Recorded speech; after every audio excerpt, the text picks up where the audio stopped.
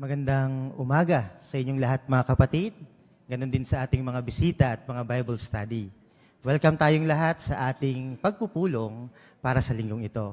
Masaya tayong maturuan ng ating Diyos na Yehova sa pamagitan ng isang pahayag at ng pag-aaral ng magazine na Ang Bantayan.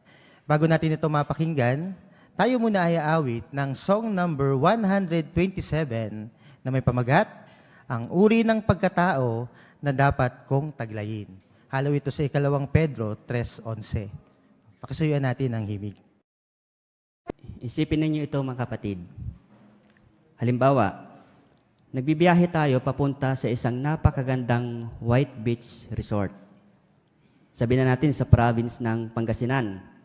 Pangasinan White Beach Resort. Excited tayo. Kasi alam natin na maganda yung lugar na iyon. Alam natin na kapag makakarating tayo doon, marirelax tayo. Giginhawa yung makiramdam natin. Ngayon, yung driver naman, nakapokus siya sa kanyang pagmamaneho. Sa mga daan, may mga balakid na humahadlang minsan, pero naiwasan niya ang lahat ng ito. Gusto niya tayong i-drive na ligtas at tiwasay patungo sa ating destinasyon. Kumusta naman mga kapatid yung mga pasahero? Karaniwan na, kapag malayo ang biyahe, iba-iba yung ginagawa ng mga pasahero.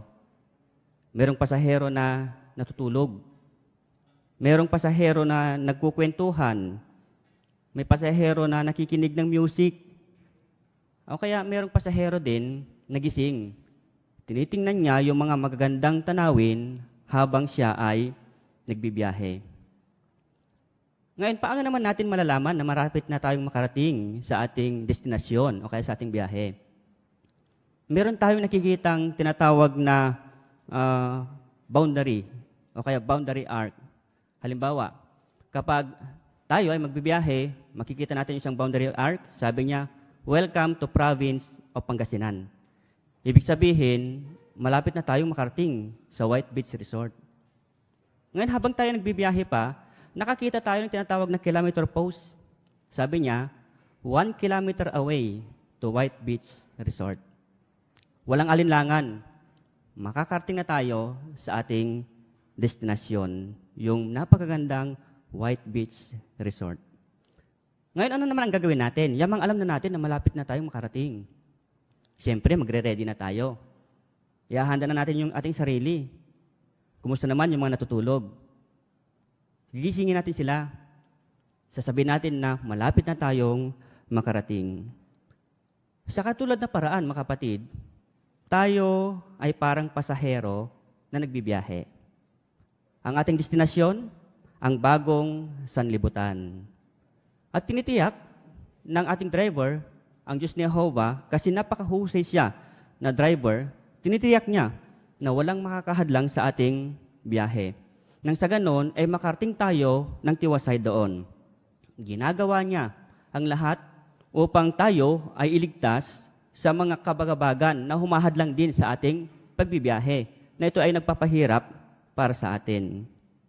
Pero habang tayo naglalakbay pa rin doon, mga kapatid, nakikita pa rin natin sa ngayon yung mga ebidensya dito sa sanlibutan na nagpapakita na malapit na talaga tayong makarating.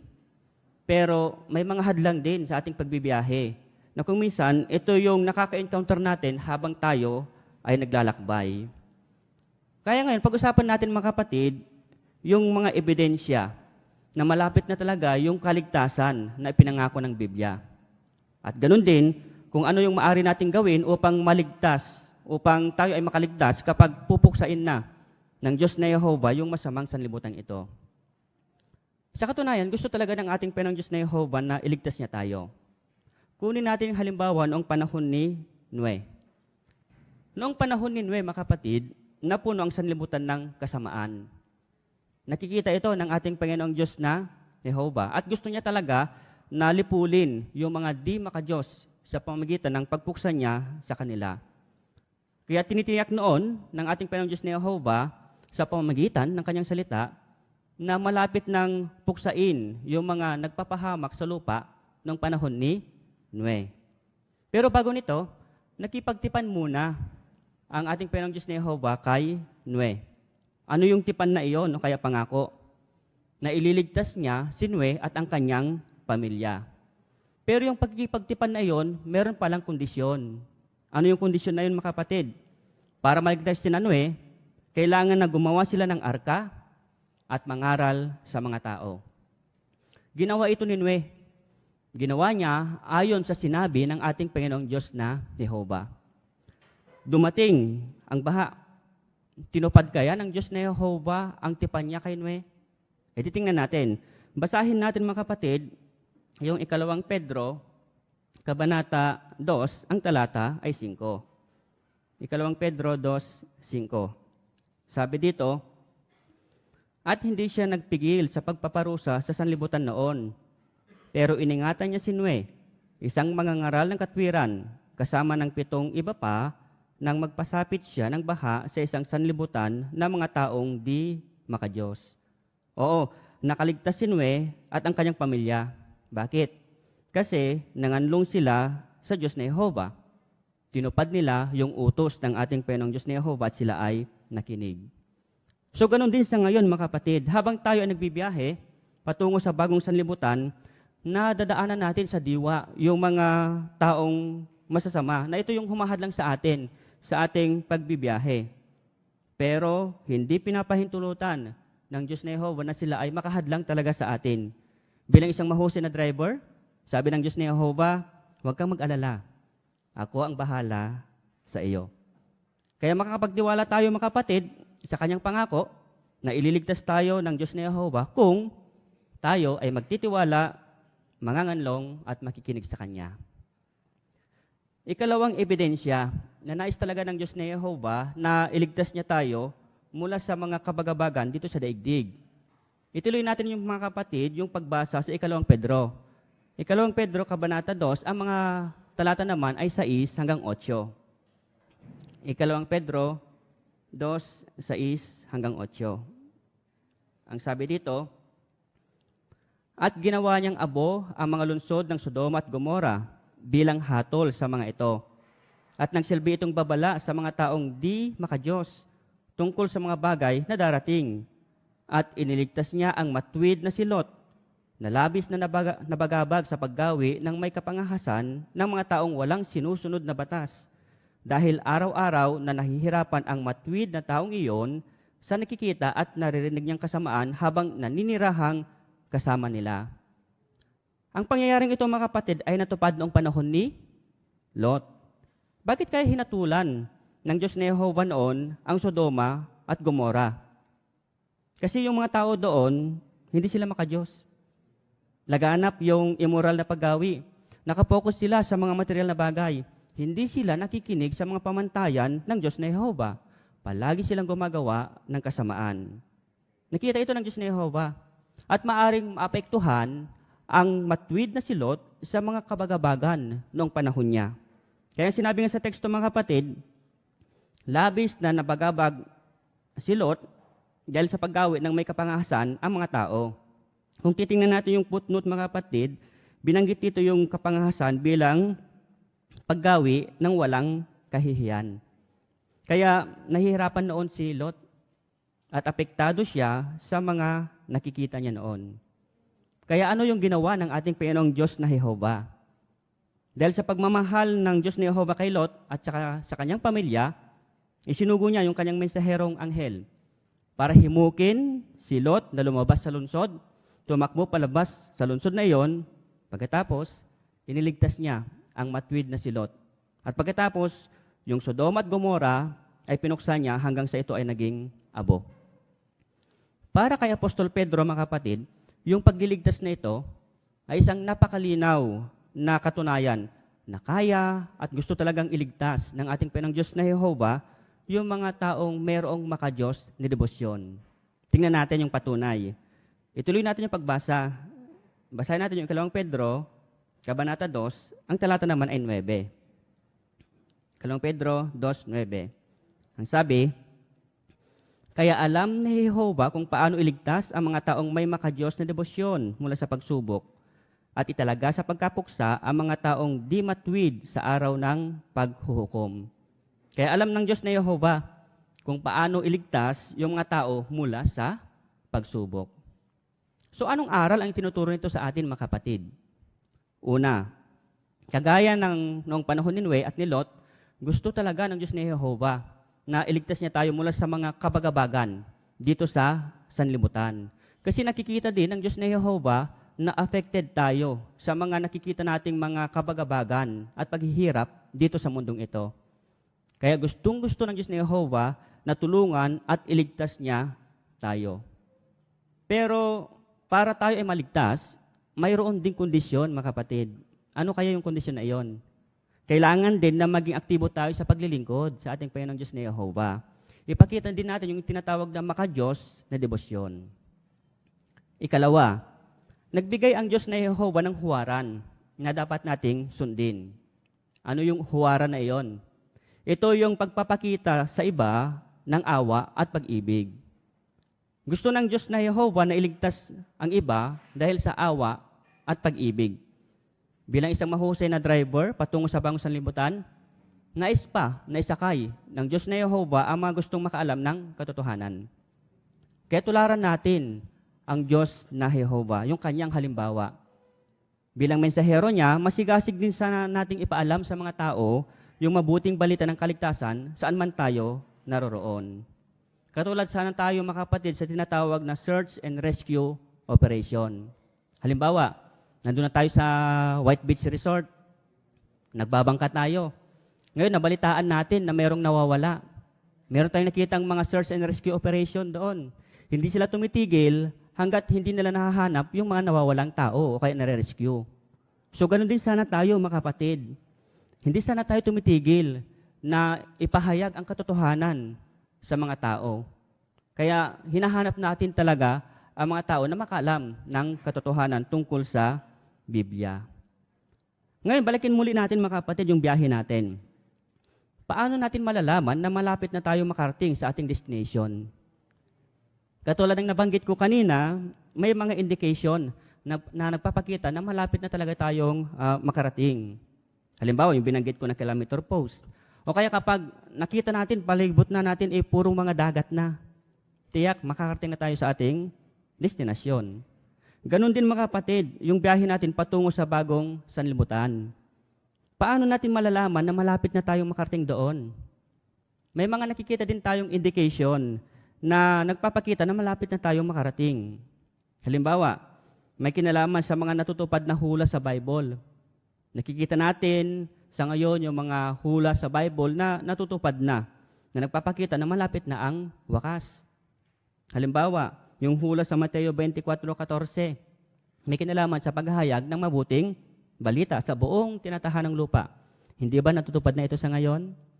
Yung hula, may kinalaman sa paggawi ng mga tao na nakaulat sa 2 Timoteo 3:1-5. Nakikita natin sa ngayon ito na pasama yung paggawi ng mga tao sa ngayon, katulad ng panahon ni Noe. Yung hula sa Lucas 21:10-11, makikita na natin sa ngayon yung paglalabanan ng mga bansa, mga malalakas na lindol, mga pandemya, tagutom, at iba pa. Indikasyon ito, mga kapatid, na malapit na talaga tayong makarating sa ating biyahe. Pero alam niyo, mga kapatid, may inaabangan pa tayo habang tayo ay nagbibiyahe. Ano yung inaabangan natin? Tingnan natin yung Daniel, Kabanata 12, ang talata ay 1. Daniel 12:1. Ang sabi dito, sa panahong iyon, tatayo si Miguel, ang dakilang prinsipe, na nakatayo alang-alang sa iyong bayan. Mararanasan ang isang panahon ng kapighatian na hindi pa nangyayari mula nang magkaroon ng bansa hanggang sa panahong iyon. At sa panahong iyon, makatatakas ang iyong bayan, ang lahat ng nakasulat sa aklat. So kinasihan ng ating Panginoong Diyos na Yehova si Propeta Daniel na isulat ang tekstong ito. At ano yung inaabangan natin, mga kapatid, sa inaharap habang tayo nagbibiyahe? Ito yung pagdating ng panahon ng kapighatian. At hahaantong ito sa pagkawasak ng balakyot na sistema ng mga bagay. Ngayon, mga kapatid, ano kaya yung tanawin dito sa sanlibutan na doon magsisimula talaga yung malaking kapighatian, na evidence talaga ito na malapit na ang wakas. Tingnan natin mga kapatid yung unang picture. Makikita natin sa picture na mayroong babaeng bayaran. Siya ay nakasakay sa isang mabangis na hayop. At ang pangalan niya mga kapatid ay Babyloniang Dakila. At alam natin mga kapatid, mula sa ating pag-aaral, na yung Babyloniang Dakila na yan, sumisimbolo sa imperyo ng huwad na relihiyon. At pagkatapos, yung mabangis na hayop na sinakyan niya, sumisimbolo naman ito sa United Nation, ayon sa napag-aralan natin noon. Ngayon, mga kapatid, ano kaya ang gagawin ng mabangis na hayop sa sumakay sa kanya? Tingnan natin yung susunod na picture. Ganyan mga kapatid ang mangyayari. Mapupuot ang United Nation, yung sa huwad na relihiyon. Aatakihin niya ito. Dito mga kapatid, magsisimula ang malaking kapighatian. At magiging balang marami sa pagsiklab nito, pero tayo hindi. Kasi pati una na itong sinabi ng Biblia na mangyayari ito. Maraming salamat po sa picture. So ngayon mga kapatid, sa panahong iyon, panahon ng pangglobong kabagabagan na nakikita natin, meron kaya dyan makakatakas? Meron. Tingnan natin mga kapatid yung binabanggit ng Mateo 24, 21 at 22. Mateo 24, 21 at 22. Ang sabi dito, dahil sa panahong iyon, ay magkakaroon ng malaking kapighatian na hindi pa nangyayari mula ng pasimula ng mundo hanggang sa ngayon at hindi na mangyayari pang muli. Sa katunayan, kung hindi pa iikliin ang mga araw na iyon, walang taong maliligtas. Pero dahil sa mga pinili, ay paiikliin ang mga araw na iyon. Oo mga kapatid, paiikliin ng Diyos na Yehova ang pag-atake ng United Nations sa huwad na relihiyon. Mabilis lang ito. Bakit ganun kaya ang gagawin ng Diyos na Yehova? Kasi ayaw ng Diyos na Yehova na madamay ang tunay na relihiyon. Ililigtas niya yung naglilingkod sa Kanya. Kaya kung titingnan natin mga kapatid, parang hadlang sa atin, o kaya parang isang kabagabagan sa atin na parang aatakihin tayo ng United Nation. Pero gumawa ulit ang Diyos ni Yehova ng paraan upang iligtas tayo. Mamamagitan siya sa pag-ataking iyon. Pero muli, may kondisyon mga kapatid. Yung kaligtasan natin ay nakadepende pala sa pagkikinig natin sa mga instruksyon ng salita ng Diyos at ng kanyang organisasyon. Hindi pa natin alam kung ano yung instruksyon ng Diyos na Jehova kapag dumating na yung malaking kapighatian. Halimbawa, noong panahon ng ating Panginoong Hesus, para maligtas ang mga Hudyo na lingkod ng Diyos noon, kailangan na tumakas sila mula sa Jerusalem at manganlong sila sa mga burol o kaya mga bundok. May modernong katuparan pala yung bilin ng ating Panginoon ito na manganganlong sa mga bundok. Pero hindi pa rin natin alam yung eksaktong kahulugan nito. Pero makatitiyak tayo na sasabihin ito ng Diyos na Yehova sa tamang panahon, yung kahulugan ng bagay na ito.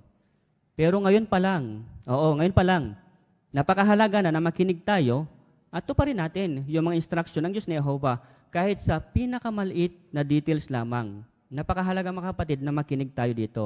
Kasi yung mga instruction na iyon, kapag sinunod natin, magbibigay kasi ito ng malaking bagay para sa ating buhay. Halimbawa, yung mga instruction na binibigay sa atin ng governing body sa ngayon, maraming mga tagubilin at napakahalaga na makinig tayo at sumunod sa mga tagubilin na ito. Kung gagawin natin ito, maiingatan natin ang buhay natin. Noong unang panahon kasi mga kapatid, nagbigay ang Diyos na Yehova ng mga instruction sa kanyang mga lingkod. Halimbawa, nung panahon ni Noe, ano yung tagubilin ng panahon ni Noe? Gumawa ng arka at mangaral. Nung panahon ni Lot, ano yung tagubilin sa kanya? Simple lang, no? Huwag lumingon. Nung panahon ng ating Panginoong Hesus, ano yung instruction sa mga Hudyo? Kailangan na tumakas sila mula sa Jerusalem, pumunta sa mga burol o kaya bundok. At nakita natin mga kapatid yung resulta nung sila ay nakinig sa mga tagubiling ito. Sila ay nakaligtas. Kaya yung pagkikinig pala natin sa mga tagubilin ng Diyos na Yehova at sa kanyang organization, magbibigay pala ito ng kaligtasan para sa atin. E di ngayon mga kapatid, paano natin malalaman na matatapos yung malaking kapighatian o kaya yung panahon ng kabagabagan? Paano matatapos kaya ito? Matatapos ito sa digmaan ng Armageddon. Tingnan natin yung ikatlong picture. Makikita natin mga kapatid sa picture, sa panahong iyan, si Miguel, na siya rin ang ating Panginoong Hesus sa kanyang makalangit na authority, tatayo siya sa pangalan ng Diyos na Yehova para siya ay umaksyon bilang isang di magagaping mandirigmang hari. Aalisin niya ang kasamaan dito sa lupa, pagkatapos aakayin niya yung malaking pulutong upang iligtas at makatawid tungo sa bagong sanlibutan. Maraming salamat po muli sa picture. Kaya nakita natin mga kapatid, no? Tiyak, makakarating tayo sa ating destination na bagong sanlibutan. Bakit? Kasi ipinakita ng Diyos na Yehova yung mga bagay na maaring humadlang sa ating pagbibiyahe. Pero bilang isang mahusay na driver, gumawa din siya ng mga paraan upang maiwasan ang mga ito. Nasa harapan na natin yung bagong sanlibutan. Napakalapit na. Kaya ano ang gagawin natin mga kapatid bago dumating naman yung dakilang araw ni Jehova? Meron tayong gagawin. Tingnan muli natin yung 2 Pedro, pero sa Kabanata 3 naman. 2 Pedro 3, 10 at 11. 2 Pedro 3, 10 at 11. Sabi, pero ang araw ni Jehova ay darating na gaya ng magnanakaw, kung kailan ang langit ay maglalaho na may malakas na ugong. Pero ang mga elemento na napakainit ay matutunaw at ang lupa at ang mga gawang naroon ay mahahantad. Sa verse 11, dahil ang lahat ng bagay na ito ay matutunaw sa ganitong paraan. Pag-isipan ninyo kung anong uri ng pagkatao ang dapat na taglay ninyo. May banal na paggawi at mga gawa ng makadiyos na debosyon. So sa teksto na binasa natin mga kapatid, darating dito yung araw ni Jehova gaya ng isang magnanakaw. So, hindi natin alam kung kailan darating ang isang magnanakaw, di ba? So, ganun, yung pagdating ng araw ng Diyos na Jehova. Kaya kailangan na manatili tayong gising sa spiritual. Paano natin ito magagawa? Sabi muli sa teksto, isipin natin kung anong uri ng pagkatao ang dapat nating taglayin. May banal na paggawi at mga gawa ng makadiyos na debosyon. So, ano kaya mga kapatid yung mga gawa at mga paggawi na dapat nating taglayin bago dumating ang araw ng Diyos na Yehova upang mapanatili nating gising ang ating spirituality? Isa-isahin natin yung mga paggawi na yon, yung mga banal na paggawi. Yung una, pag-aaral ng Biblia. Napakahalaga mga kapatid yung pag-aaral ng salita ng Diyos para tumibay yung pananampalataya natin bago dumating ang wakas. Kaya sa pag-aaral natin ng Bible, mga kapatid, hindi sana pahapyaw na basahin lang natin ang Biblia. Dapat na pag-aralan natin, palalimin natin, wika nga, yung ating pinag-aaralan sa Bible. Sabi nga ng Magasing Bantayan, kapag nag-aaral daw tayo, makikinabang tayo kung maglaan tayo ng panahon sa pagbubulay-bulay ng may pagpapahalaga sa binabasa natin. So, ibig sabihin, kapag pinapalalim natin, binubulay-bulay natin, wika nga, yung ating pinag-aaralan. Katulad yan mga kapatid sa isang tao na mahilig na tumingin sa coral. Halimbawa, nasa beach na tayo. Gusto nating tingnan yung mga corals doon. Ano ang mas gusto natin? Snorkeling o scuba diving? Siyempre, mas gusto nating scuba diving. Kasi kapag scuba diving, lumalalim tayo, nakikita natin ng mas malinaw yung mga corals at tayo ay nag-i-enjoy doon. Ganon din mga kapatid sa pagbabasa natin ng Biblia. Kapag binabasa natin ang Bible at pinapalalim natin yung ating pangunawa sa pamamagitan ng pagbubulay-bulay, mas lilinaw yung ating pananampalataya. Kaya ugaliin natin mga kapatid na bulay-bulayin natin yung ating mga binabasa.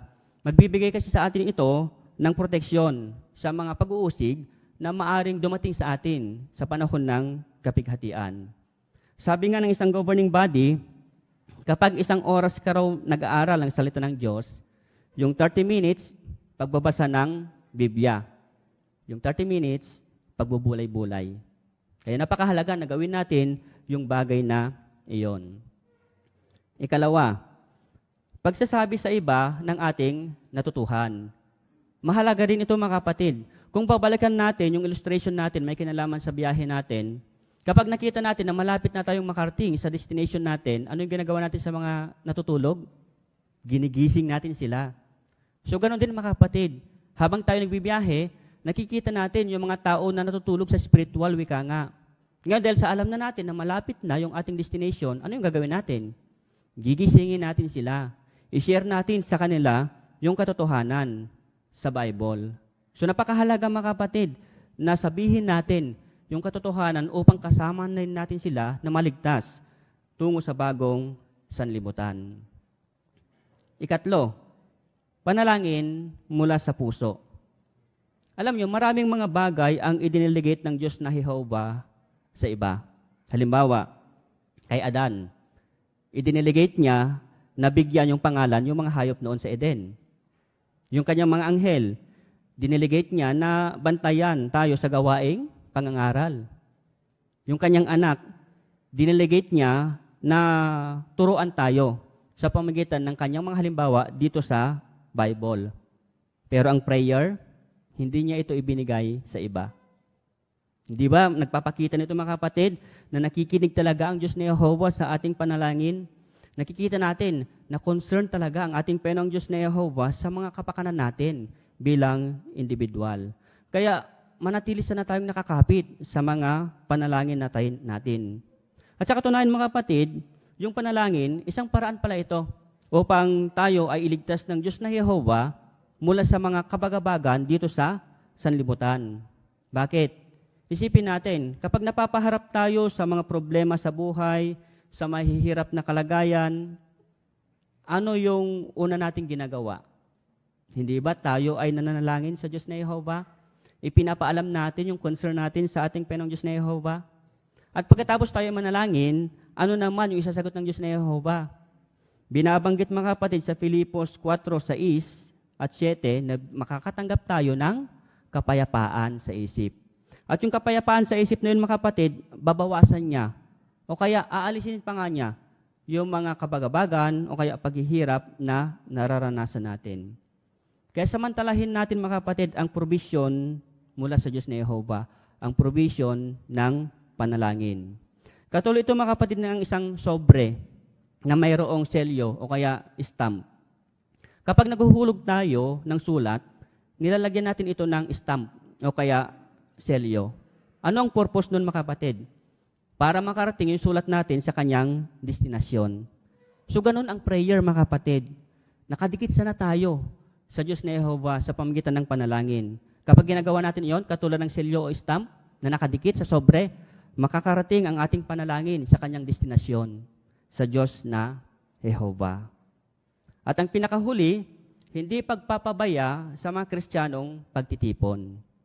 Maalala ninyo mga kapatid si Ana, na nakaulat sa Lucas 2:36 hanggang 37. Si Ana, isa siyang balo o kaya byuda. Wala siyang asawa. Ang kanyang edad, 84 years old.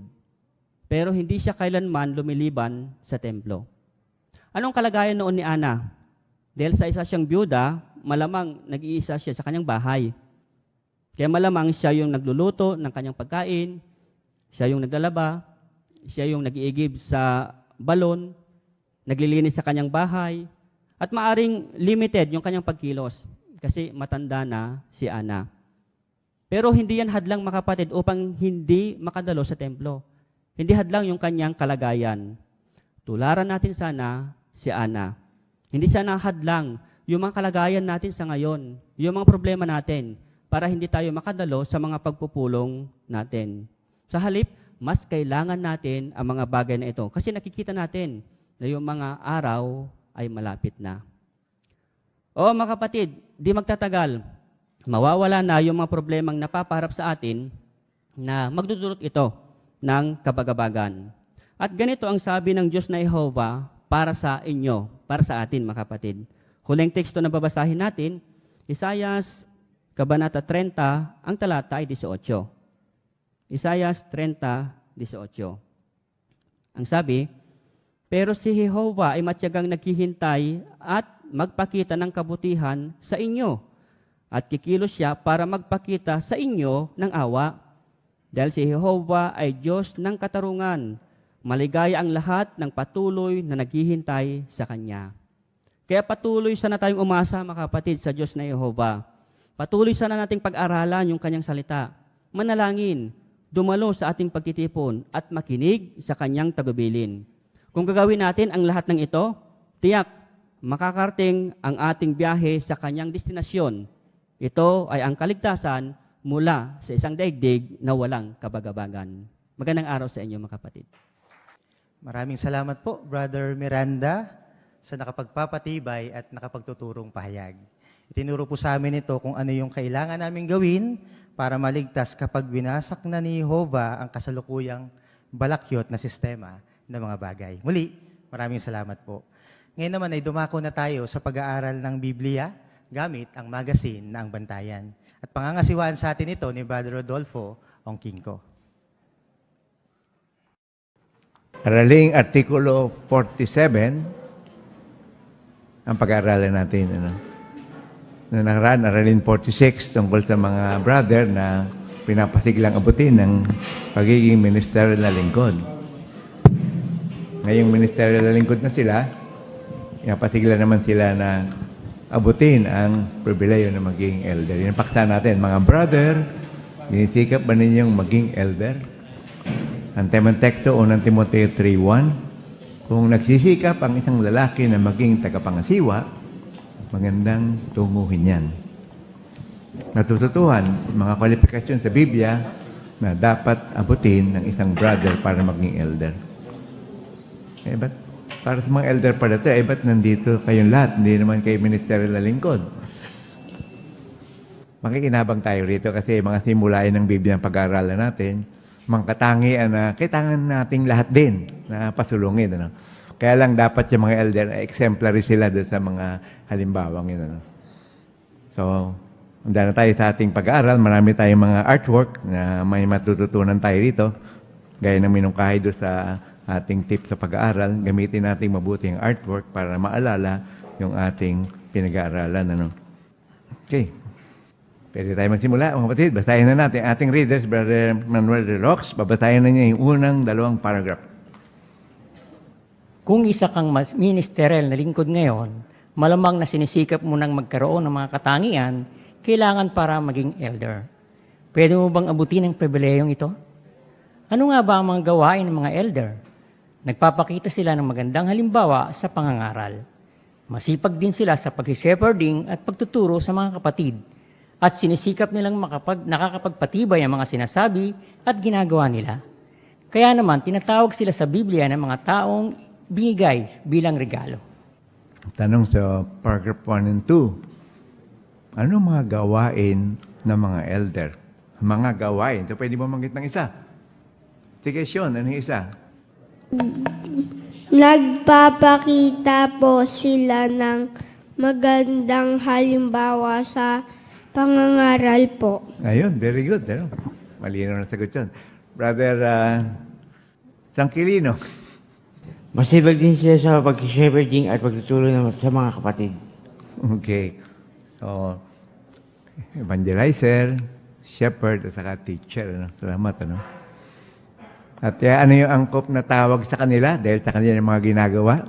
Anong tawag sa kanila ng Efeso 4:8? Sige, Sister Lorenzo. Binigay bilang regalo po. Okay. Salamat. Patuloy tayo ngayon sa paragraph 3. Paano ka magiging kwalipikadong maging elder? Hindi ito parang pag-a-apply ng trabaho. Kadalasan kapag may skill ka na hinahanap ng isang kumpanya, matatanggap ka sa trabaho. Pero hindi lang skill ang kailangan kung gusto mong maging elder. Hindi sapat na marunong kang mangaral at magturo. Kailangan mong maabot ang mga kwalifikasyon para sa mga elder na binabanggit sa 1 Timoteo 3:1-7 at Tito 1:5-9. Tatalakayin sa artikulong ito ang 3 mahalagang bagay na inaasahan sa mga elder.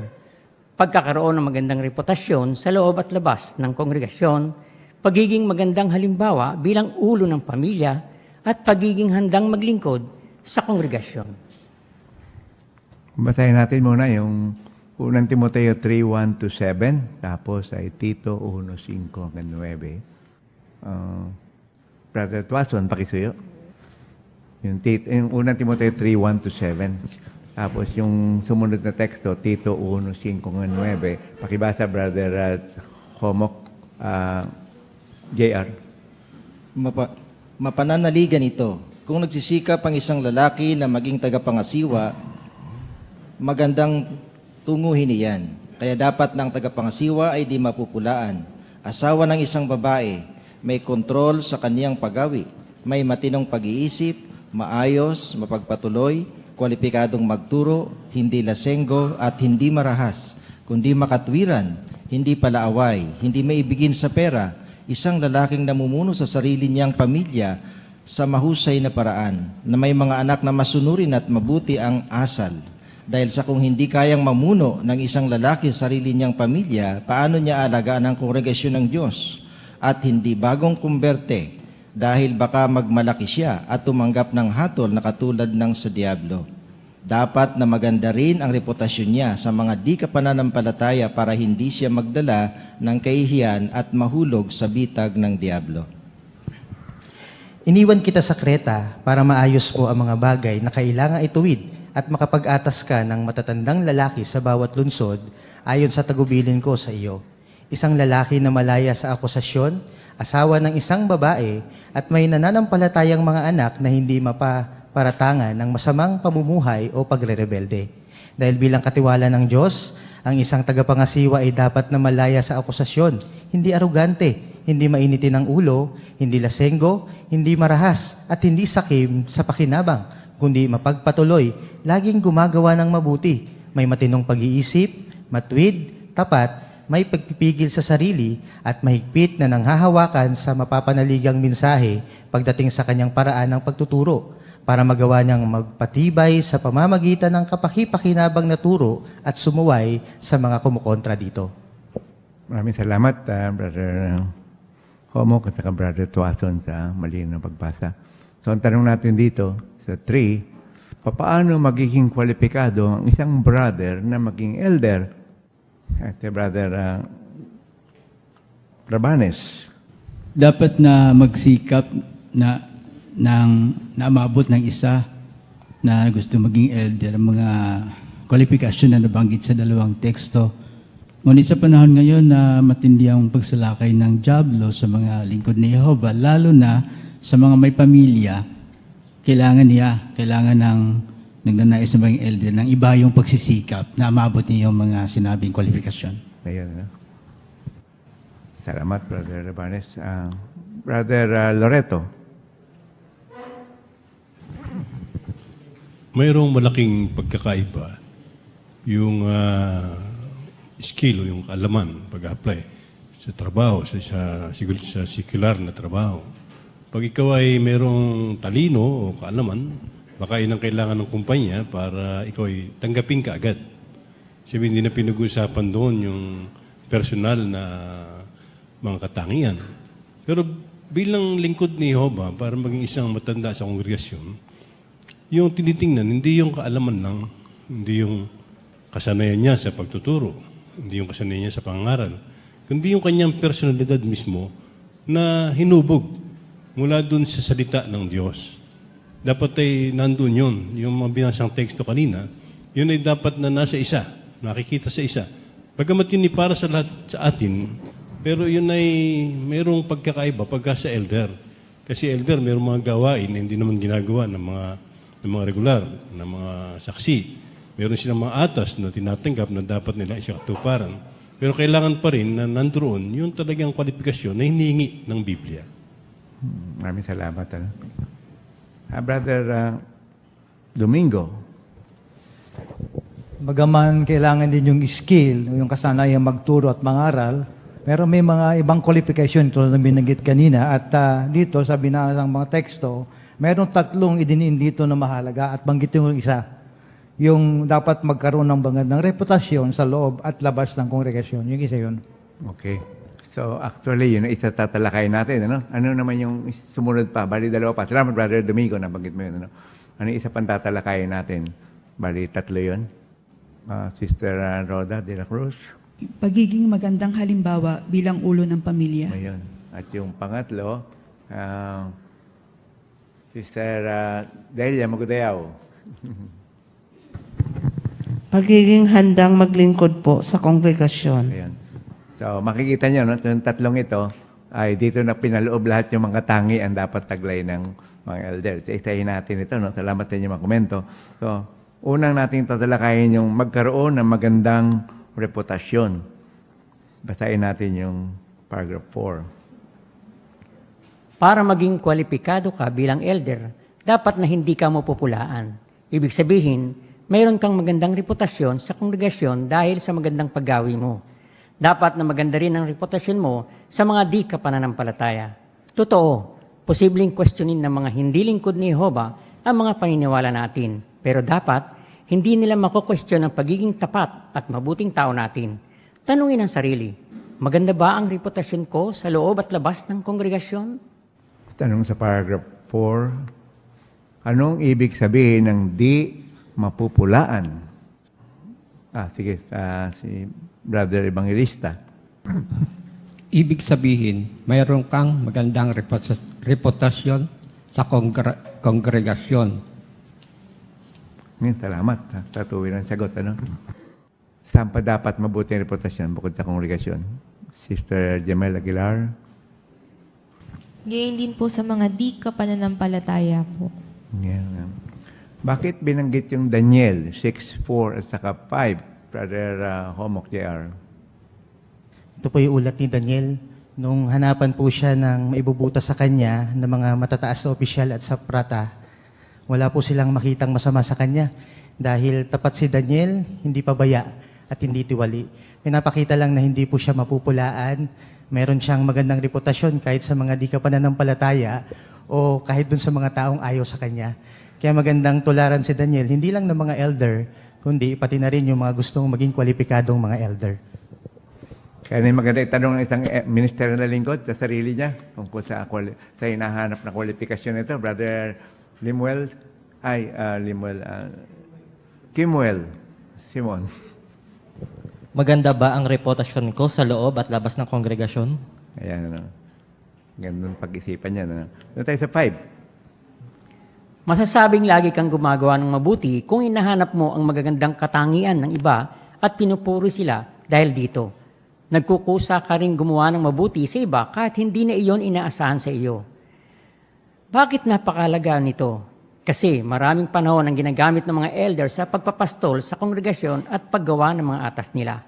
Totoo, malaking sakripisyo ito para sa kanila. Pero sulit naman ito dahil sa saya na nararamdaman nila. So, dito tatalakayin na natin yung iba't ibang katangian na para kasangkot doon sa pagiging magandang reputasyon. Ano? Kung binilang nyo, merong 7 yan na tatalakayin natin sa subtopic na ito. Kunin natin yung tanong sa 5. Ano? Anong ibig sabihin ng laging gumagawa ng mabuti? Yun isa sa mga hinahanap na katangian para magandang reputasyon. Sige. Brother Tangkilino. Kung hinahanap mo yung mga gandang katangian ng iba at pinupuri mo sila, dahil dito, nikukusa sila gumawa ng matino. Ayun, okay. Tapos ano yung pangalawa na binanggit? Sige, Sister Jana. Sabi din, nagkukusa pa rin po tayo gumawa ng mabuti sa iba kahit hindi yun inaasahan sa iyo. Oo nga, hindi nasa aking gagawin ko. Pero para sa ating lahat yun, ano? Mapansin niyo yung paraan ng pagkatanong, parang kinakausap kasi individual, ano?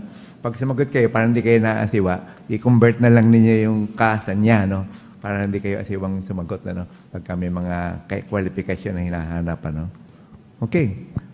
So, doon sa study note, mayroong 3 punto na binanggit din na kasama doon sa laging gumagawa ng mabuti. Natingnan niyo ba yun? Nasubukan niyo bang sulyapan yun? Pinapatingin doon sa study notes. Halos kahawig din, ano? Pero Sister Jamel Aguilar? Binanggit po dun sa study note na iniibig ng ganinong tao ang lahat ng itinuturing ni Jehovah na mabuti. Binanggit dun sa study note sa Galatia 5:22 sa konteksto nun na hindi sapat yung pagiging mabuti, dapat gumawa ka ng mabuti. Tapos, salamat, buti nakita mo yun. Tapos ano pa yung nakikita niya? Sabi doon sa study notes. ng taong laging gumagawa ng mabuti. Brother Tuason, tataas na kamay? Nakikita niya yung ginagawang mabuti ng iba at siya gumagawa ng paraan para pahalagahan ito, i-appreciate ito, kaya magbigay ng papuri. Ayan. At yung pangatlo, anong damdamin niya? Lagi siya gumagawa ng mabuti. Batay doon sa simulain ng gawa 20:35. Sister Mariel, Binanggit po na masaya rin siyang gumawa ng mabuti para sa iba kahit na lampas pa iyon sa inaasahan sa kanya. Bakit mahalaga yan? Nakatangi ng isang elder, itong laging gumagawa ng mabuti. Ba't mahalaga yan? Sige. Brother Awaaw. Nagsisilbi po kasi silang magandang halimbawa para sa kongregasyon. Tama. Salamat. Sige, Sister Helen de Asis. Maraming panahon ang ginamit ng mga elder sa pagpastol sa kongregasyon at ginagawa nila ang mga atas na binigay sa kanila. Ayun. Kung wala silang taglay na ganitong espiritu, ano mangyayari sa kanila? Brother Loreto. Yung pagbanggit na yung paggawa ng mabuti, yung paghahanap ng magandang mga katangian sa iba. Baka pagka tayo nagkukwentuhan, sa halip ng kwentuhan natin ay hanapin yung maganda sa iba, baka yung mga kamalian ang hinahanap natin. Pagka ganoon at nakikita yun ng mga kapatid, nadidinig ng mga kapatid, na yung mga matatanda, nag-uusap patungkol kay ganito. Ganito pala yun. Ibig sabihin, hindi tayo naging magandang halimbawa para makagawa ng kabutihan para sa iba. Okay. So, marami pa tayong tatalakayin. Salamat sa inyo mga kamay. Lilipat na tayo sa susunod. Nakuha natin yung punto naman, na sulit naman yon. Sabi sa huling pangungusap, kahit pagod siya, sulit pa rin at masaya siyang gagawin to. Doon tayo sa susunod na paragraph tayo, sa paragraph 6. Masasabing mapagpatuloy ka kung ginagawan mo ng mabuti ang iba, kasama na ang mga hindi malalapit sa iyo. Ganito inilarawan ng isang referensya ang isang mapagpatuloy na tao. Ang pinto ng bahay niya at ng puso niya ay bukas sa mga estranghero. Tanungin ang sarili, kilala ba akong nagpapakita ng kabaitan sa mga bumibisita sa kongregasyon? Ang isang mapagpatuloy na tao ay nagpapakita ng kabaitan sa lahat. Kasama diyan ang may hirap, mga iniimbitahang speaker, at iba pang masisipag na lingkod ni Jehovah, gaya ng mga tagapangasiwa ng sirkito. Doon tayo sa teksto. Basahin natin yung Hebreo 13:2 at saka 16. Tapos may larawan tayo mamaya. Sige, Brother Arvin, kumpakan. Huwag ninyong kalilimutan ang pagkamapagpatuloy, dahil dito may mga nag-asikaso ng mga anghel nang hindi nila nalalaman. Sa 16, bukod dyan, huwag ninyong kalimutang gumawa ng mabuti at magbahagi sa iba ng kung ano ang mayroon kayo, dahil nalulugod ang Diyos sa gayong mga handog. Okay, salamat na mali na pagbasa, Arvin. Tanong natin sa paragraph 6. Ano ang ibig sabihin ng pagiging mapagpatuloy, hospitable? Brother Tom Naraos. Ang isa pong mapagpatuloy ay gumagawa ng mabuti sa iba, gayon din sa hindi niya close o hindi malapit sa kanya. Okay, very good. Ano pa yung ibang kasama ron? Marami ito, naglista ko. 3 yung nalista ko yata. Baka meron kayo nakita pa na iba. Yung pinto niya, Sister Canuto. Sinabi ng referensya na ang pinto ng bahay niya at ng puso niya ay bukas sa mga estranghero. Okay. Tapos ano yung pangatlo? Sister Gina Cruz. Salamat, Sister Canuto. Ang isang mapagpatuloy na tao ay nagpapakita ng kabaitan sa lahat, kasama may hirap, mga imbitahang speaker at iba pang masisipag na lingkod ng Diyos na Jehovah. Kasama sino ron? Sister Ongkinko. Yung mga tagapangasiwa ng sirkito. Yan. Paano ipakita yung pagdalaw ng CEO? Ano yung may kaayusan ng pakain, may kaayusan ng tatamahan? Paano mapakita tayo mapagpatuloy? Natin patuloy ng bahay, may sarili siyang accommodation. Halimbawa, Brother Kevin Simon. Siguro po maganda na hindi natin hihintayin na tanongin tayo, baka pwedeng magpresenta na tayo. At isa po yun sa nakita nating magagandang katangian sa loob ng kongregasyon. Nung nakaraan, naalala ko po, gusto namin magpakain, pero ang sabi ni Kuya Rudy, ay puno na, Kevin, kaya sa susunod na lang. Kaya nagpapakita na ang karamihan o ang lahat ay mapagpatuloy. Okay, very good. Okay na tayo ron. Hindi pa tayo dito sa pangtanong, ano? Okay na, kuha na natin. Hindi pa tayo dito sa susunod na larawan naman. Punta sa picture. Saan nyo magkomento sa picture? Sa artwork natin. Isalin Moyo. Isang mag-asawa po yung nag-imbita sa bahay nila ng tagapangasiwa ng Serkito at ang asawa niya. Makikita po natin na masayang-masaya po yung mga mag-asawa na tagapangasiwa ng Serkito. Oo, okay. Brother Tuason, salamat Sister Lynn. Marahil ay dito tutuloy yung circuit overseer. Dala niya yung mga bag nila eh. At handa silang ipakita yung guest room nila. Bagaman parang single bed lang, pero siguro dalawa yan. At yan siguro tutuloy yung circuit overseer. Kaya pinapakita nila na sila ay mapagpatuloy. Tingnan ko nga pero parang dalawa unan eh. Pero baka mali lang tingin ko siguro. Baka may pang di na nakuha ng camera siguro. Isang bed, ano? O baka may pull out tayo lalim yan. Salamat, ano? Di pa tayo dito sa paragraph 7. Hindi maibigin sa pera. Ibig sabihin, hindi pangunahin sa buhay mo ang pagkakaroon ng maraming material na bagay. Mayaman ka man o mahirap, ang paglilingkod kay Jehovah ang pinakamahalaga sa iyo. Ginagamit mo ang panahon, lakas at mga pag-aari mo para sambahin si Jehovah, alagaan ang pamilya mo at paglingkuran ng kongregasyon. Tanungin ang sarili, ano ang tingin ko sa pera? Kontento na ba ako sa mga pangunahing pangangailangan para mabuhay? O ang lagi na lang nasa isip ko ay ang pagkakaroon ng pera at maraming pag-aari? Tanong, ano ang ibig sabihin ng hindi maibigin sa pera? Bigay ng isa. Sister Irene, Pailagot. Ibig sabihin po na hindi pangunahin sa buhay natin yung pagkakaroon ng maraming material na bagay. Okay. Ikalawa, Brother Rabanes. Ang mga tunay na lingkod ng Diyos na Jehovah ay hindi naghahangad ng laging maraming pera, kundi nangangailangan ng sapat na pera na magagamit sa pamilya at sa ministeryo. Okay, salamat po. Sister Pamora. Pangunahin din po sa atin na ginagamit po natin yung panahon, lakas, at yung mga pag-aari po natin para sambahin po natin si Jehovah. So nakita ko sa sagot nyo, inaka-apply natin sa ating sarili kasi para sa ating lahat yan. Very good naman, ano? Tapos ano pa isa? Sige, tawagin natin Sister Malino. Alagaan ng pamilya mo at paglingkuran ng kongregasyon. Yan, gagawin ko yan. Salamat po. So, yan ang mga, ano yung tanong na itatanong ng isa sa kanyang sarili. Kung siya ay, para makita niya kung meron siya nito. Sister Carlos. Ano ang tingin ko sa pera? Okay, salamat. Sister Ami Relox. Kontento na ba ako sa mga pangunahing pangangailangan para mabuhay? Okay, at yung pangatlo, sige si Kyle, tawagin natin si Kyle. O lagi na lang nasa isip ko ay ang pagkakaroon ng pera at maraming pag-aari. Mapanuri mga tanong yan para sa ating lahat, pero lalo na sa mga ministerial linggo, dinahanap na katangian yan. Okay. Doon tayo sa paragraph 8. Masasabing may kontrol ka sa paggawi mo at may pagpipigil sa sarili kung alam mo ang mga limitasyon mo sa mga bagay-bagay.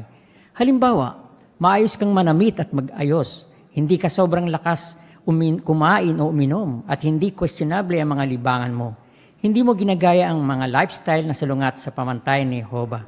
Nananatili ka rin kalmado kapag ginagawan ka ng masama ng iba. Bukod dyan, hindi ka lasenggo o kilalang malakas uminom. Tanungin ang sarili, makikita ba sa buhay ko na may kontrol ako sa paggawi ko at may pagpipigil ako sa sarili? So sa paragraph 8, ano ibig sabihin ng may control sa paggawi at may pagpipigil sa sarili? Ito ang sagot. Ito ang sagot natin doon. Brother Tom Narahos. Alam po natin yung ating limitasyon. So, tayo po magde-decide sa mga bagay-bagay. Okay, very good. Ano? So, ano halimbawa yan? Anong mga bagay na kasali ron? Isa, sige Daniel, Brother Daniel. Yung maayos po siyang manamit at magayos. Yun. Hahanapin yan, Daniel. Ano? Hahanapin sa iyan. Very good naman, Daniel. Pangalawa, Sister Mariano. Hindi po sobrang lakas kumain o uminom. Ayun. Okay, yung gandang paalala sa lahat yan. Ano? Tapos, ano pa yung libangan niya? Sister Marlene, relax. Hindi po questionable yung mga libangan. Ayun, ano ba? Questionable. May question mark, ano? Hindi dapat pinapanood ng Kristiyano. Ano yung pangatlo? Sige, si Brother Rodriguez. Hindi natin ginagaya mga lifestyle na salungat sa pamantayan ni Jehovah. Ayan, wow. Pero maganda yung number 4. Ano yung pang-apat? Hindi ka lasenggo. Oh, hindi naman ako. Baka hindi nga lasenggo. Ano naman yung isang problema? Sister Frida Romanes. O kilalang malakas uminom. Ayan, kilalang malakas uminom.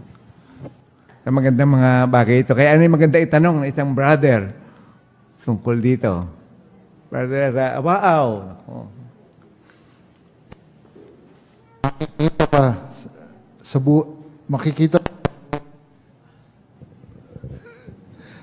makikita ba sa buhay ko na may kontrol ako sa paggawi ko at may pagpipigil ako sa sarili ko? Wala, Sister Noemi, hindi tayo makakuha ng opinion doon. No? Maraming salamat. Ano? So, makita niyo yung mga mataas na pamantayan na hinahanap. Ano? Punta tayo doon sa number 9. Masasabing matino ang pag-iisip mo kung lagi mong iniisip ang mga prinsipyo sa Biblia sa iba't ibang sitwasyon sa buhay. Pinag-iisipan mong mabuti ang mga ito, kaya mas naiintindihan mo ang gagawin mo sa bawat sitwasyon. Hindi ka basta nagdidesisyon. Tinitiyak mo na nakuha mo na ang lahat ng impormasyong kailangan mo para makapagpasya. Dahil dito, nakakagawa ka ng mahusay na desisyon na base sa kaisipan ni Jehovah. Masasabi namang maayos ka kung organisado ka at laging nasa oras. Kilala kang maaasahan at sumusunod sa mga tagubilin. Kung sisikapin mo magkaroon ng mga katangiang tinalakay sa subtitulong ito, magkakaroon ka ng magandang reputasyon. Talakayin na natin ang ngayon ang isa pang kwalipikasyong ni sinasabi sa Biblia, maging mahusay na halimbawa sa pagiging ulo ng pamilya. So tayo sa number 9. Dalawang katangian to. Doon tayo muna. Anong ibig sabihin ng may matinong pag-iisip? May mga iba't ibang kasama dyan. Pero pamanggit ng isa, Brother Victoria? Kung lagi po natin iniisip ang mga prinsipyo sa Biblia. Ayun, yun ang taong mag-isip. Ano? Tapos ano pa? Pinag-iisipan niya din. Anong epekto nun? Pag palagi niya iniisip yung mga simulain sa Biblia, anong epekto nito? Sister Arminia. Mas naintindihan po niya yung gagawin niya sa bawat sitwasyon. Galing, ano? At ano yung hindi niya basta-basta ginagawa? Sige, Brother Artros. Hindi po basta-basta nagdedesisyon. Sa halip po, tinitiyak muna na nakuha mo na yung lahat ng impormasyon na kailangan para makapagpasya. At dahil po dito, nakakagawa ng mahusay na desisyon na base po sa kaisipan ni Jehovah. Para sa mga elder lang ba yan? Sister Homok, salamat, Brother Artros. Ano? Sa atin pong lahat, kasi dapat nakaayon po sa kaisipan ni Jehovah yung ating kaisipan. Kaya sa pagdidesisyon, lagi po titignan yung mga prinsipyo muna bago po tayo magpasya. Ayun, ano. Gandang mga punto ito. Yung pagiging maayos. Anong sabihin nun? May 3 kahulugan na binanggit eh. Isa roon ay Sister Kaasi. Ano po isang kahulugan ng pagiging maayos? Pangaya tayo, ano? Ang organisasyon ay laging nasa oras siya at kita yan kung maasahan at sumusunod sa mga tagubilin kung sisikapin mong magkaroon ka ng mga katangian na tinataglay ng subtitulong mga nagkakaroon ka ng magandang reputasyon. Salamat po. Ano? Kaya nabanggit ni Sister yung apat, ano? Yung isa ay organisado, yung isa ay laging nasa oras. Tapos, ano pa yung dalawa? Brother Kimuel? Isa po ay maaasahan at sumusunod sa mga tagubilin. Yan, laging sumusunod. Maganda mga paalala yan. No? Yun yung sabihin ng orderly, no? Orderly. So, napag-usapan na natin lahat yung 7 mga katangian, ano? Para masabi na siya ay may, ano yung ating tinitingnan pangkalahatan doon sa 7 tinalakay natin. Pag pinagsama-sama, bubuo yan ng magandang reputasyon, ano? Punta tayo dito sa susunod naman, yung pangalawang katangian din, maging magandang halimbawa sa pagiging ulo ng pamilya. Sa paragraph din tayo. Kung isa kang ulo ng pamilya at gusto mong maging elder, makakaapekto sa kwalifikasyon mo ang reputasyon ng pamilya mo. Kaya dapat kang mamuno sa sarili mong pamilya sa mahusay na paraan. Dapat nakilala ka bilang isang mapagmahal at responsableng ulo ng pamilya. Ibig sabihin, pinapangunahan mo ang pamilya mo sa lahat ng bahagi ng pagsamba natin. Bakit napakahalaga nito? Sinabi ni Apostol Pablo, kung hindi kayang mamuno ng isang lalaki sa sarili niyang pamilya, paano niya aalagaan ang kongregasyon ng Diyos? Sa paragraph 10, paano namumuno ang isang lalaki sa sarili niyang pamilya sa mahusay na paraan? Brother Carlos.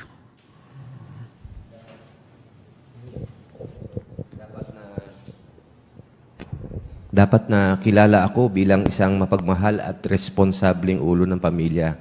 Kaya dapat din na pangunahan ko ang pamilya ko sa lahat ng bahagi ng pagsamba natin. Salamat sa iyong pagsagot at in-apply mo sa sarili mo, no? Si Brother Rabanes. Ang pamumuno ng isang pamilya sa ngayon ay malaking hamon. Sa katunayan, binabanggit na iyan sa 2 Timoteo 3:4 na masuwayin sa magulang, matigas ang ulo. Yan ang mga ugali ng mga new generation ng mga kabataan ngayon. Kahit sa organisasyon ng Jehovah, mayroon pa rin yan. Ngunit bilang nagsisikap, ulo ng pamilya, kailangan, nabanggit kanina, pangunahan natin sila upang maakay natin sila sa tamang landas bilang mga anak. Okay, salamat po sa komento. So, bakit mahalaga yon na nagagawa ito ng isang ulo ng pamilya, ng ama? Ano maging problema? Brother Pahilagot? Doon sa unang Timoteo 3:5 ay aalagaan ng isang elder yung kongregasyon. Kaya mauuna muna ang pamilya. At kapag nakita sa pamilya na naayos mo ang iyong pamilya, na pangangalagaan mong pamilya, ibig sabihin nito, mapapangalagaan mo rin na maayos ang kongregasyon. Ayun. Eh kung hindi, ano problema, no? O yung maliit, di mo pangasiyot, at pagkakatiwalaan pa sa mas maraming pangalagaan. Kaya mahalagang sukatan ito, no, ng, kahit ito sa Ministeryo ng Lingkod, ay hinahanap din ito. No? Tingnan natin yung paragraph 11. Kung isa kang ama at may minor de edad na mga anak, dapat ni sila ay masunurin at mabuti ang asal. Dapat na tinuturuan at sinasanay mo sila sa maibiging paraan. Siyempre, gaya rin sila ng ibang mga bata na nakailangan magsaya at maglaro. Pero dahil sa mahusay na pagsasanay mo, masunurin sila, magalang at may magandang paggawi. Dapat mo ring gawin ang buong makakaya mo para tulungan sila na maging malapit kay Jehovah. Sumunod sa mga prinsipyo sa Biblia at sumulong hanggang sa mabautismuhan. May nananampalatayang mga anak na hindi mapaparatangan ng masamang pamumuhay o pagre-rebelde. Kung may nananampalataya kang anak na nakatira sa bahay ninyo at nakagawa siya ng malubhang kasalanan, paano iyan makakaapekto sa kwalifikasyon mo? Kung naging pabaya ang isang brother sa pagsasanay at pagdidisiplina sa anak niya, malamang na hindi siya kwalipikado sa pagiging elder. Tanong natin 11 and 12. Paano nakakaapekto sa kwalifikasyon mo ang paggawi ng bawat miyembro ng pamilya mo? May larawan din tayo dito. Tapos meron din tayong referensya sa yung halimbawa, anak niya minor de edad. Ano dapat makita sa kanya para siya maging kwalipikado? Okay, Sister Jemia.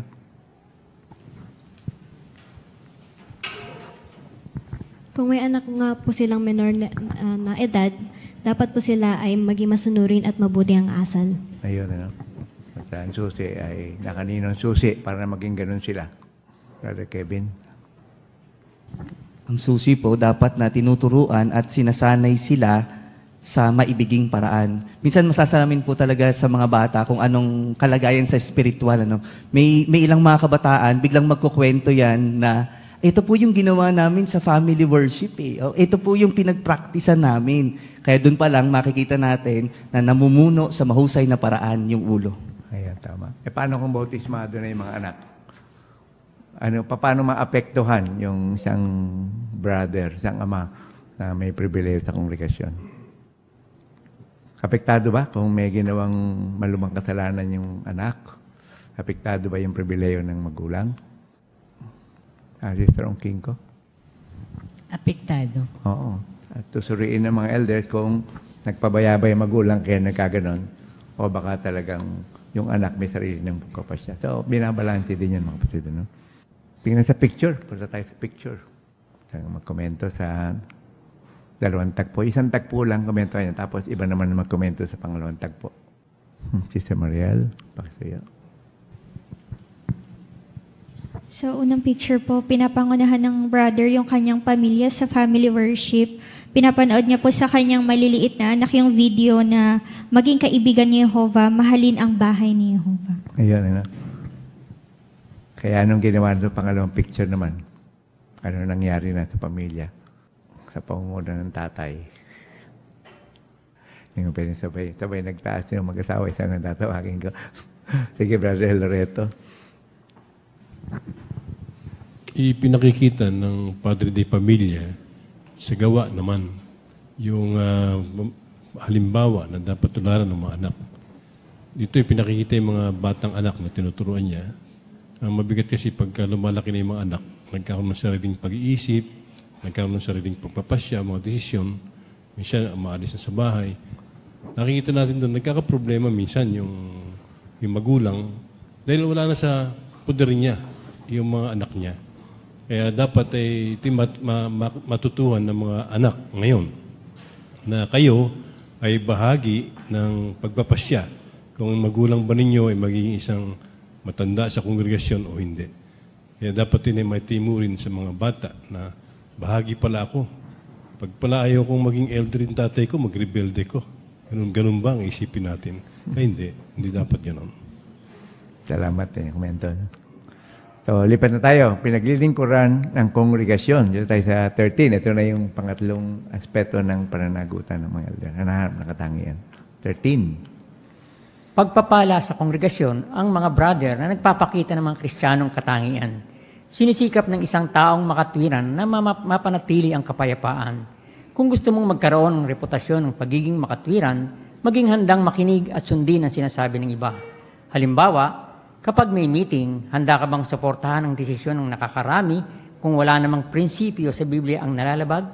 Masasabi namang hindi ka arugante kung hindi mo pinipilit ang sarili mong paraan. Para sa iyo, mahalaga ang opinyon ng iba at nakikinig ka sa kanila. Dapat din, hindi ka palaaway at hindi mainitin ang ulo mo. Ibig sabihin, magalang kang na makipag-usap sa iba at mabait sa kanila. At dahil mapagpayapa ka, nauuna kang makipag-ayos kahit sa mahihirap na sitwasyon. Mabait ka ring makipag-usap, kaya napapakalma mo kahit ang mga kumokontra sa paniniwala mo. So, sa paragraph 13, paano mo maipapakitang makatwiran ka at hindi arugante? Yun munang makatwiran. Ano ba yung gagawin ng isang taong makatwiran? Anong ginagawa niya? May dalawang binanggit dito, no? Yung isa, anong ginagawa niya? Sige, tawagin natin si Pemi. Maging handang makinig at sundin ang sinasabi ng iba. Okay. Salamat. Tuwin ang sagot yan. Ano pa?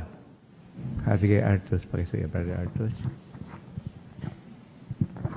Pinapanatili po niya yung kapayapaan. Magawa siya ng paraan para doon. So, ano halimbawa natin na handang makinig at sumunod sa sinasabi ng iba? Sister Amir Relox. Kapag may meeting po, Anong ginagawa niya? Pag kami napag-usapan. suportahan ang desisyon ng nakakarami kung wala namang prinsipyo sa Biblia ang nalalabag. Okay. Doon naman sa hindi arrogante, ano ibig sabihin naman nun?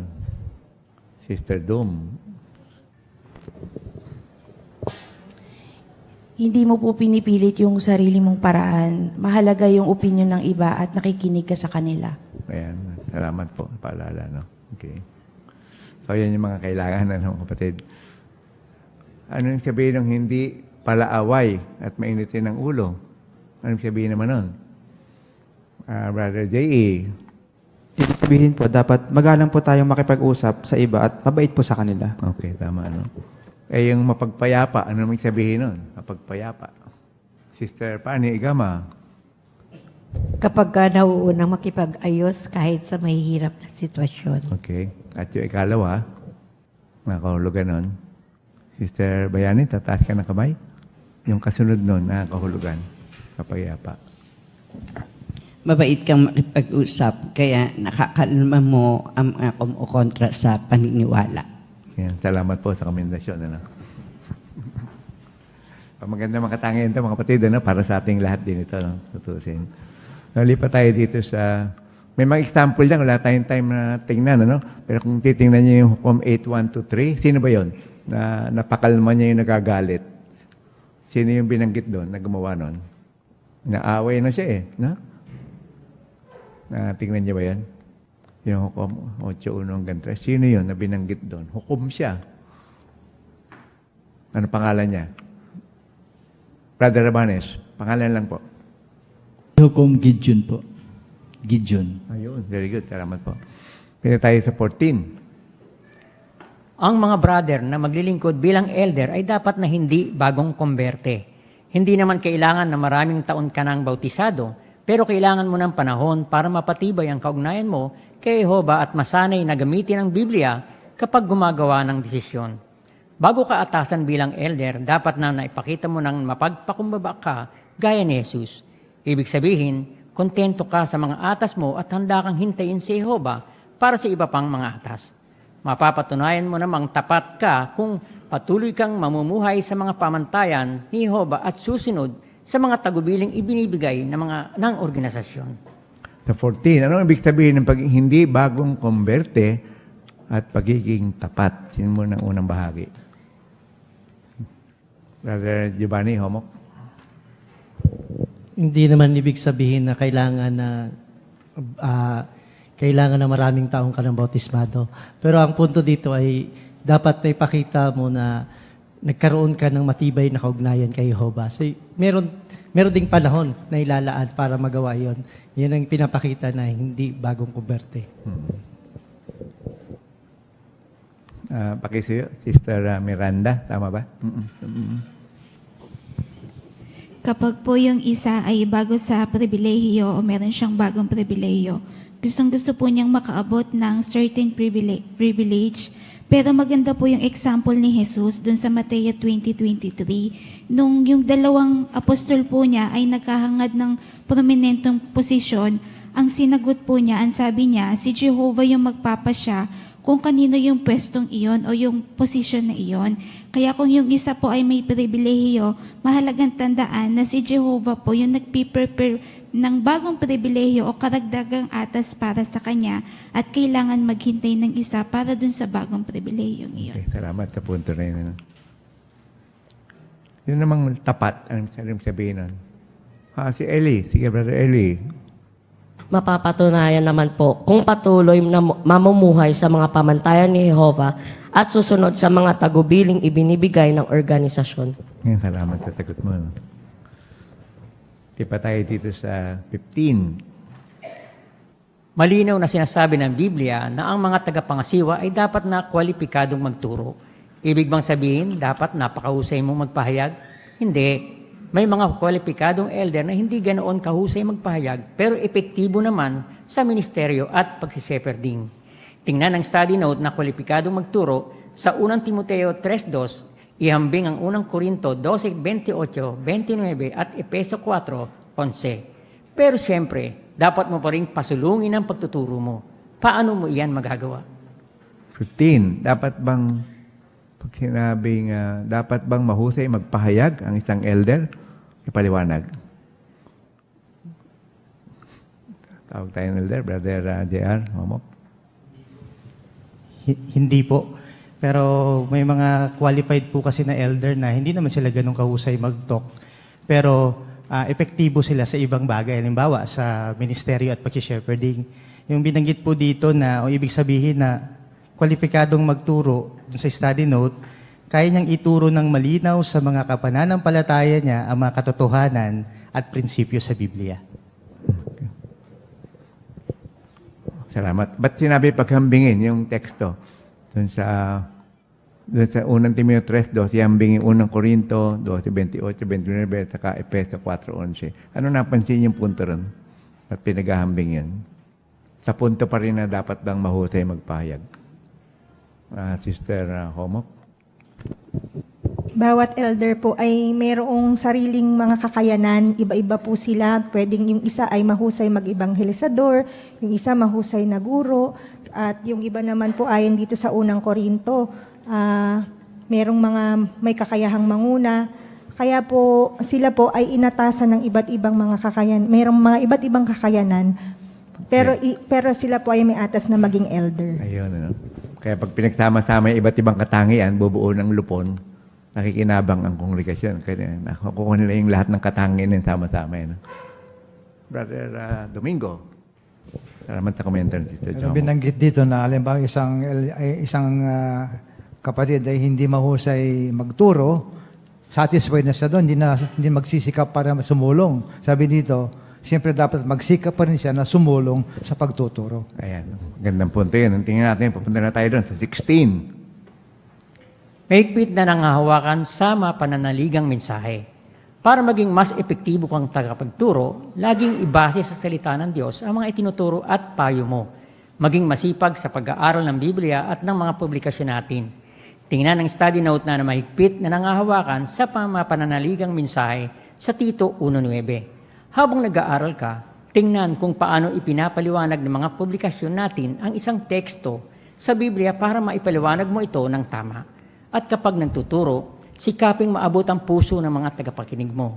Mapapasulong mo ang pagtuturo mo kung hihingi ka ng payo sa makaranasang mga elder at susundin ang mga iyon. Dapat na may kakayahan din ang mga elder na magpatibay sa mga kapatid. Pero kung minsan kailangan nilang magbigay ng payo o sumaway pa nga, dapat na lagi silang maging mabait sa paggawa ng mga ito. Kung magiging mahinahon ka, mapagmahal, at lagi mong ibabase sa salita ng Diyos ang mga itinuturo mo, magiging epektibo ka kasi tinutuluaran mo ang dakilang guro, si Jesus. Sa 16, meron tayong larawan mo rin dito, no? Paano ka magiging mas epektibong tagapagturo? Maraming mungkahi rito. Pwede kayo bumanggit ng isa para maging effective na teacher. Binilang ko 4 yung nilagay ko na nabilang ko. Baka may nakita kayo dyan. Na isa-isa. Sige, Brother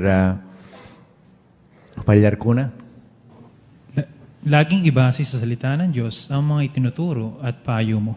Yun ang effective teacher. Ano, ano pa? Sister Pe, Homok? Dapat na maging masipag sa pag-aaral ng Biblia at mga publikasyon natin. Yun, kailangan yun. Katlo, pag nag-aaral na, paano siya mag-aral? Sister Felicitas. Sarah. May microphone, Brother Palyarcuna. Tingnan din po kung paano pinapaliwanag ng mga publikasyon natin ang isang teksto sa Biblia para may paliwanag ito ng tama. Ganun pala yun, ano? Tapos ano yung pangatlo? Pang-apat? 5 pala ito nasa lista ko. Sister Porciuncula. Kapag nagtuturo po tayo, sikapin po nating maabot yung puso nung nakikinig po sa atin.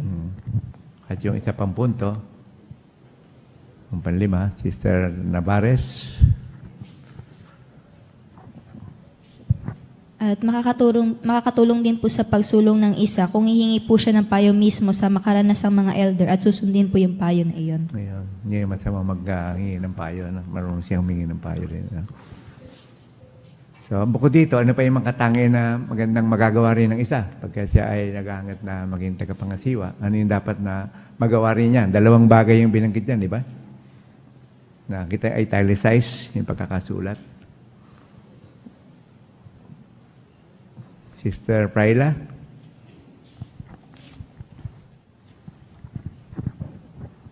Kailangan na tayo rin ay mapagpatpatibay. Ayun, magawa din ng brother yun. At saka ano pa isa? Medyo may maano ng konti, ano? Yung salita na, kasi tawag tayo ng Bible study. Sumuway. Ayan. Sumaway, ano? Oo. Parang sumuway, ano? Pwede, sumaway. Tama yun, tama yung sagot mo, ano? So may panahon kailangan gawin din yun ng isang tagapangasiwa, ano? Pero pag ginawa niya yun, paano niya gagawin yun? Sister Kamarig. Kung magiging mahinahon ako at mapagmahal at laging binabase ko ang salita ng Diyos, ang maituturo ko, magiging epektibo ito at tinutularan ko ang dakilang guro na si Jesus. Ayan, kinapit niya sarili niya. Okay naman din, kasi kapit pa rin dati. Salamat din yung mga komento na yan. So, parang yan na yung kabuuan nun, ano? Yung pinag-usapan natin. Pero meron tayong larawan, punta natin yung picture.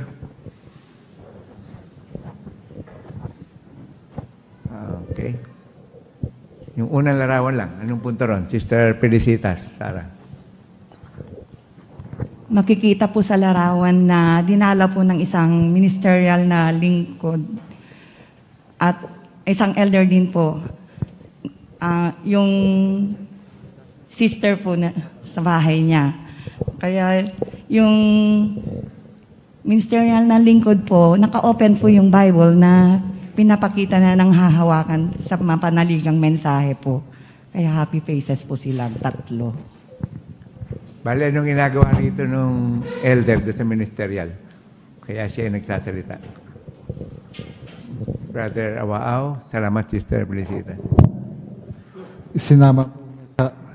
Sinama po niya sa shepherding at inoobserbahan po siya ng elder kung paano siya magbigay ng payo gamit ang Biblia.